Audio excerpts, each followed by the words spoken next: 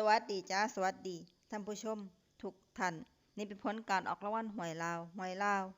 พัฒนาประจำงวดที่3กรกฎาคม2569รางวัลเลข2ตัวรางเลขที่ออก0303รางวัลเลข2ตัวบนเลขที่ออก9292รางวัลเลข3ตัวบนเลขที่ออก392392รางวัลเลข6ตัวเลขที่ออก590392590392นี่ก็เป็นผลออกรางวัลหวยลาวพัฒนาประจำงวดที่3กรกฎาคม2569ขอให้โชคดีมีชัยถูกหวยลาวพัฒนา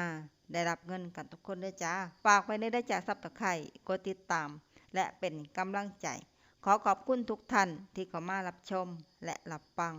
แล้วมาพบกับใหม่ในผลการออกหวยลาวพัฒนาสำหรับมื้อนี้ขอบคุณและสวัสดี